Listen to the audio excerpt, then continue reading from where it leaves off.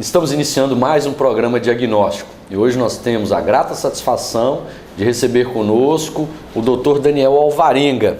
Dr. Daniel, ele é médico anatomopatologista e a primeira pergunta que nós faremos a ele hoje é exatamente qual é a função deste médico. Quer dizer, primeiramente, doutor, como o médico chega ao grau de anatomopatologista? Muito bem-vindo ao nosso programa, viu? Muito obrigado, Einstein, pelo convite. É um prazer estar contigo e com os ouvintes, os telespectadores, melhor dizendo. Bem, o médico anatomopatologista ou patologista, ele é um médico, então nós fazemos o curso de medicina e depois nós fazemos a residência em anatomia patológica, ou patologia, né? Então nós fazemos mais 3 anos só de patologia. O patologista, nós brincamos que ele é o médico curioso, né? É o detetive. É o detetive. Nós vamos tirar as dúvidas dos colegas. Então, basicamente, nós temos 3 grandes áreas da patologia, né? A patologia cirúrgica, que eu vou examinar pedaços, tecidos, né, de tumores, tecido de pele, de qualquer tecido do corpo humano, né? Então, nós chamamos de patologia cirúrgica, o material que o cirurgião nos envia. Uma peça, normalmente uma peça, não necessariamente muito grande, mas uma peça que deve ser examinada a fim de se dar um diagnóstico preciso do que se trata aquela lesão, aquela doença. Isso. O cirurgião teve uma dúvida, tem um nódulo na mama. Esse nódulo o que é? Benigno ou maligno? Então ele vai retirar e vai mandar para o médico patologista. Aí lá no laboratório nós vamos dar o diagnóstico, né? Uma segunda área da patologia é a autópsia. Então a pessoa falece, né, de causa conhecida ou não. Então nós vamos examinar o cadáver, vamos tirar fragmentos dos tecidos daquele cadáver e vamos chegar a uma conclusão, né? Então tinha aquele Dr. House, né, que ele é um patologista, né? Ele vai examinar, vai tirar, vai olhar o microscópio. E uma outra área também da patologia são os exames preventivos, né? A paciente colhe o exame do colo uterino, da mama, tireoide. Então nós também vamos examinar as células.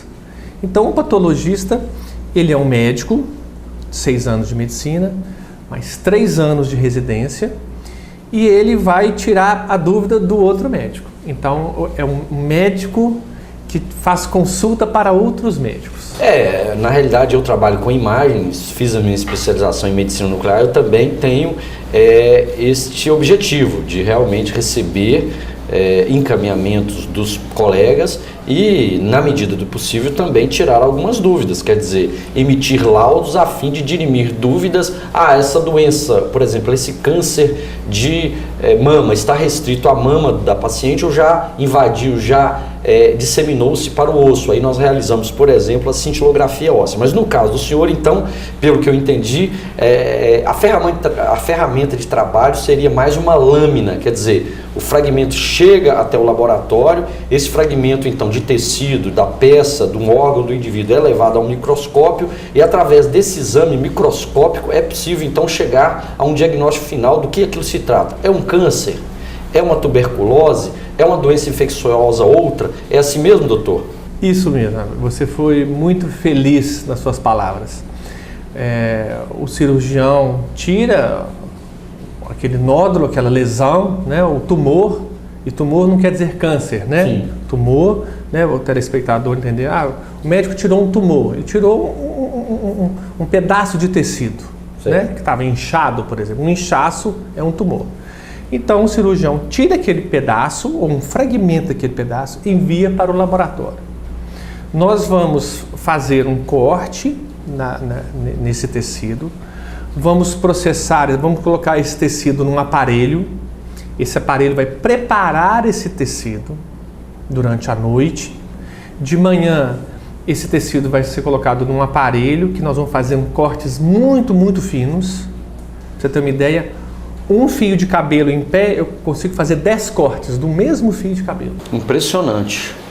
Esse material vai ser colocado na lâmina e nós vamos fazer uma coloração e a partir disso nós vamos ter um diagnóstico.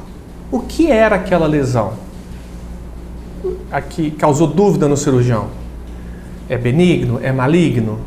É benigno? Quais as, né? Então, vai desde de uma inflamação, uma tuberculose, a lesões, um câncer.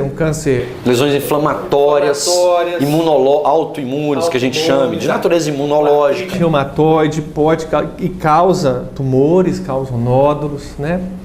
E rarissimamente, muito raro, algumas vezes, nós também temos dúvida. Então nós temos que partir para outros exames. Mas eu posso te garantir que mais de 98% das vezes nós fechamos o diagnóstico. 99% das vezes nós fechamos o diagnóstico. Então aquela dúvida, aquele nódulo de mama que o cirurgião tirou, vai vir para a gente, nós vamos processar em 1, 2 dias, 3 dias nós já temos um diagnóstico, porque depende de um processamento do tecido. No caso da tireoide, existem alguns caroços, alguns nódulos que crescem aqui na intimidade do parênquima da tireoide. Sim. E também podem ser examinados e devem ser examinados, boa parte desses nódulos são examinados pelo médico anatomo patologista. Sim. A PAF, quer dizer, aquela punção por agulha fina, sim, aquela punção, ela também colhe material, ela aspira um pouco do material, um fragmento. Como é que funciona essa punção por agulha fina, doutor? Se você me permite, eu sou muito tranquilo com isso, eu vou até dar um exemplo próprio. Sim. Há 2 anos atrás, eu estava com uma rouquidão e, em geral, quem tosse não nota, mas quem está junto com a pessoa nota. Então, eu trabalho com mais 2 patologistas e só, doutor Daniel, você está com uma tossezinha, você está com uma tosse. E eu cheguei em casa tomando banho, apalpei o nódulo. Fui fazer um ultrassom, foi feita uma punção aspirativa, a PAF, como você disse, então uma agulha, o cirurgião pôs uma agulha, puncionou juntamente com o ultrassom, fez uma punção, e eu examinei o meu material e eu estava com câncer de tireoide. Que coisa! Eu mesmo dei o diagnóstico, né? E eu estou sorrindo, não porque eu sou doido. Masoquista. Não, por quê? Porque assim que eu dei o diagnóstico de câncer em mim mesmo, eu não perdi tempo. Estou querendo dizer o seguinte, que na maioria das vezes o câncer tem cura e eu sou uma prova viva disso. Então foi feita a punção, fez a punção com a agulha, colocou na lâmina, fez o esfregaço, mandou para o laboratório, eu examinei e eu dei câncer de tireoide em mim mesmo. 2 semanas operei e estou curado. Que bom. Então foi muito importante a punção, né? E nós devemos, diante desse caso, nós devemos chamar a atenção para os nossos telespectadores para os 2 aspectos. O primeiro é que nem todo mundo que tosse vai ter câncer de tireoide, fique claro. Foi um achado próprio dele, mas é uma manifestação que pode acontecer. Não é isso, doutor? Isso. E outro aspecto importante é o diagnóstico precoce do câncer, porque essa é uma pergunta reiterada que eu recebo. Doutor, o médico o câncer tem cura? Eu digo, sim e não. Depende do estágio, quer dizer, depende do momento em que ele é diagnosticado. No caso do doutor Daniel, ele muito bem colocou, foi feito o diagnóstico de maneira muito precoce, de tal maneira que só a excisão, quer dizer, praticamente só a retirada da glândula resolveu o problema. Não é isso, doutor? De tal maneira que o senhor hoje está com a sua saúde refeita, tranquilo, sem maiores complicações, não é isso? Muito bem dito, Einstein. Primeiro dizer que nem toda tosse, na verdade, a maioria da tosse não é câncer, pelo amor de Deus. Que fique claro. Mas a tosse não é uma coisa normal. Então Sim. nós temos que recorrer. A tosse junto com o nódulo, então você tem que procurar, né? Eu sou professor também na faculdade de medicina da UFJF. Então eu costumo dizer para os meus alunos, eu faço uma analogia, eu faço uma brincadeira. Eu tenho um papel e eu tenho um isqueiro. Se eu pego o isqueiro e esquento o papel, ele vai ficar quente. Se eu tiro o isqueiro, o papel volta ao normal. Se eu esquento mais um pouquinho, ele esquenta e volta ao normal. Agora, se eu deixo o papel queimar, é o câncer. Eu dei 2 chances de tratar. Agora, se eu ponho fogo no papel e ele vira carvão, não vai voltar a virar mais papel. Verdade. E se queima só a pontinha e eu tiro, tudo bem. Então, o câncer tem cura? Tem, desde que seja diagnosticado e tenha um tratamento precoce. Então, está nas mãos da pessoa. Algumas vezes é um órgão interno, infelizmente não dá tantos sintomas, né? Mas os órgãos mais superficiais, tireoide, mama, próstata, ou alguns órgãos, por exemplo, estômago, gastrointestinal, em que nós temos sinais, né? Dor, sangramento, não é normal. Doer, sangrar, tossir, não é normal. É verdade. Então nós temos que procurar verificar o que está causando isso. Especialmente quando esses sintomas não são o que nós chamamos de autolimitados. Quer dizer, se essa tosse acontecesse e passasse aí em 3 dias, 4, 5, no máximo 10 dias, estaria tudo bem. Talvez uma tosse secundária a uma crise alérgica, talvez secundária a uma inflamação das vias aéreas superiores, uma gripe. Entretanto, quando o sintoma perdura, a luz amarela acendeu, né, doutor? Sim, então nós precisamos ficar muito atentos. Bem, nós temos conversado com o Dr. Daniel Alvarenga, ele que é patologista, e nós temos sido muito informados, orientados com respeito a esta especialidade da medicina. Faremos agora um breve intervalo e já já retornaremos ainda conversando com o Dr. Daniel. Portanto, continue conosco.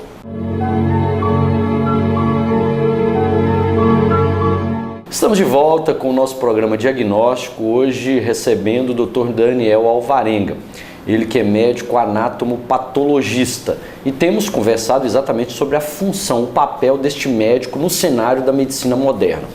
Doutor, no passado, quando a paciente, por exemplo, tinha um câncer de mama, especialmente nos estágios iniciais, era preciso, além de operar a mama, retirar todos os linfonodos aqui da região axilar, da axila mesmo. Por quê?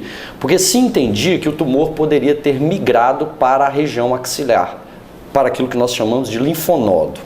Pois bem, hoje, na medicina nuclear, que é a área na qual eu atuo, nós dispomos de uma técnica chamada identificação do linfonodo sentinela. O que vem a ser isso?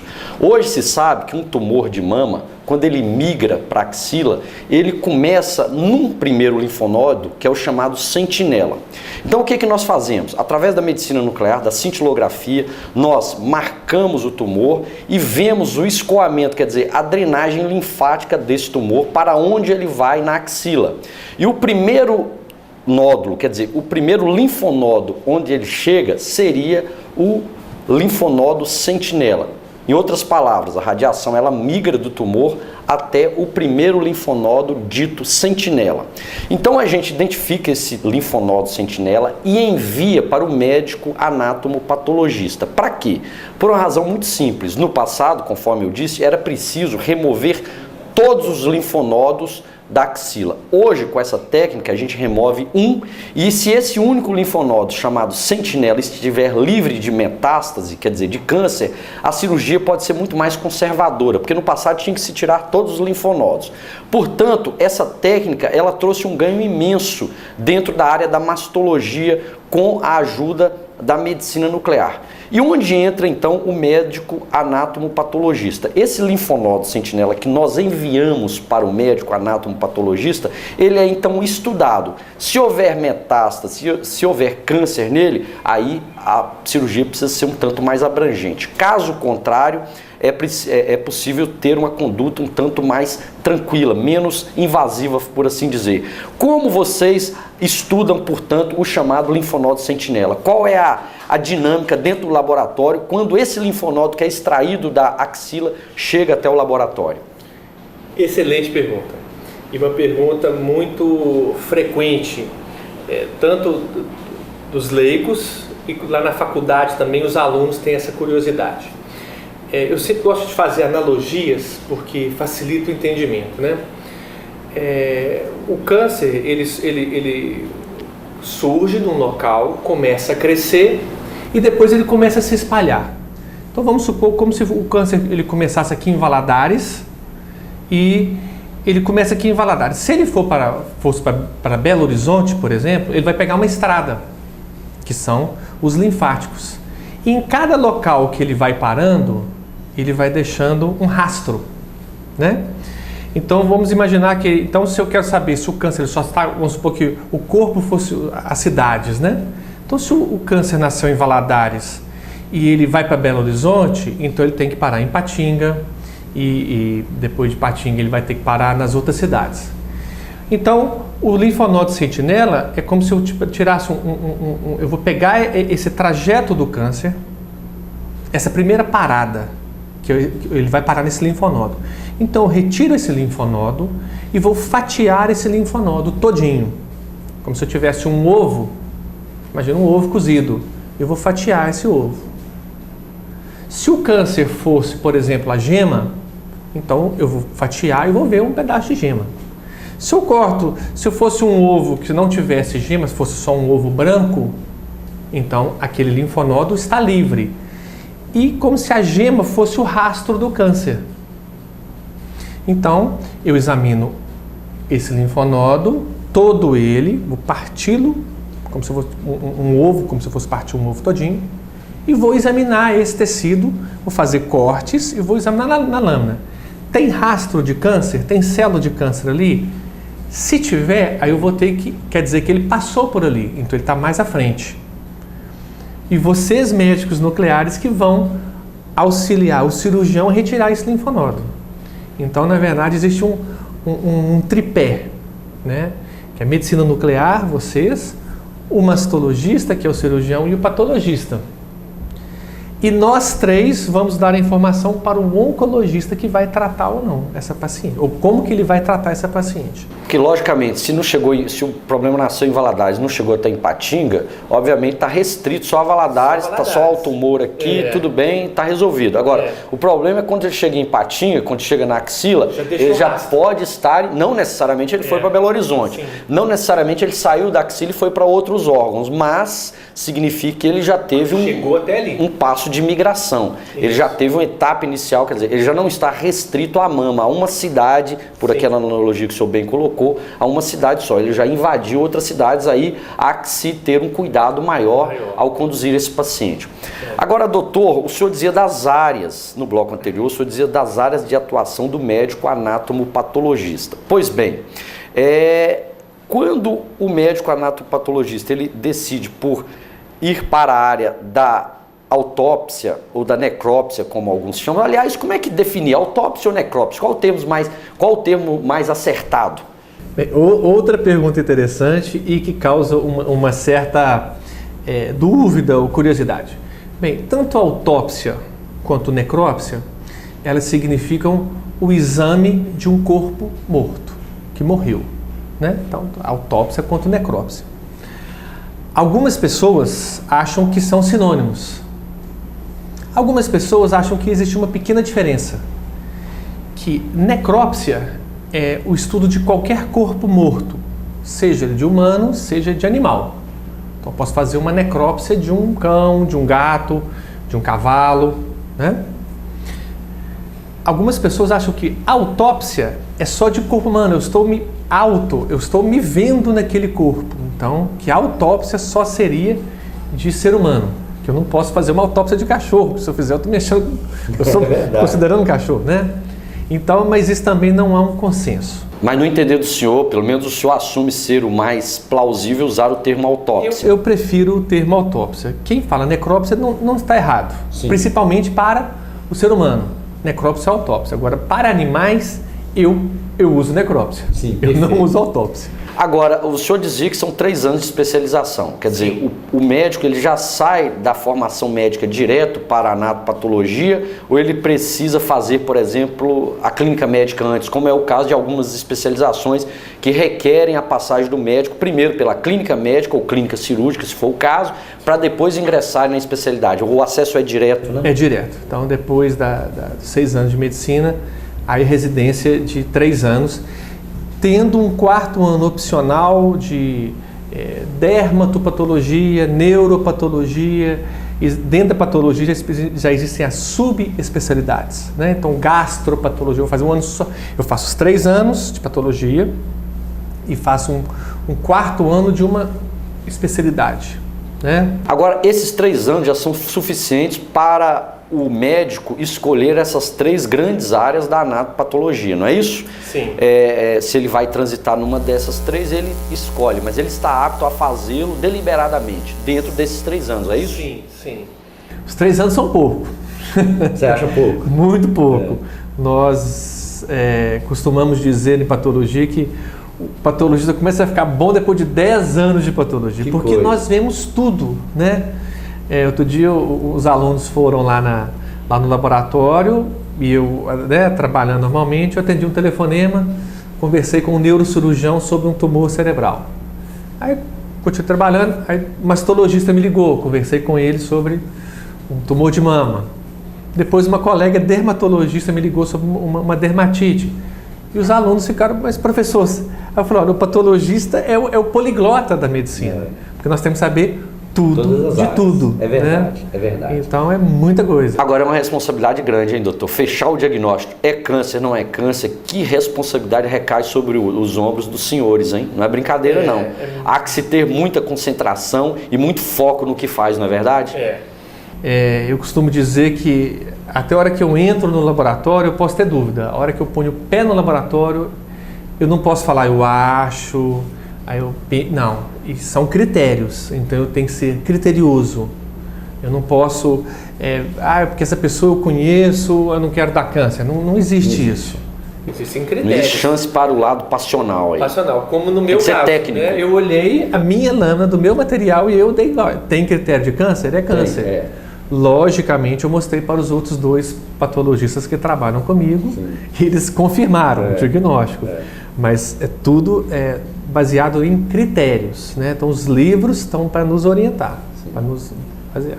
Muito bem, nós tivemos a grata satisfação e o privilégio de receber conosco hoje o Dr. Daniel Alvarenga, ele que é médico anatomopatologista, e fomos realmente muito informados. Muito obrigado, Dr. Daniel, pela sua participação aqui conosco, e obrigado também a você por ter passado esses instantes conosco. Te faço um convite para nos reencontrarmos no próximo programa Diagnóstico. Até mais!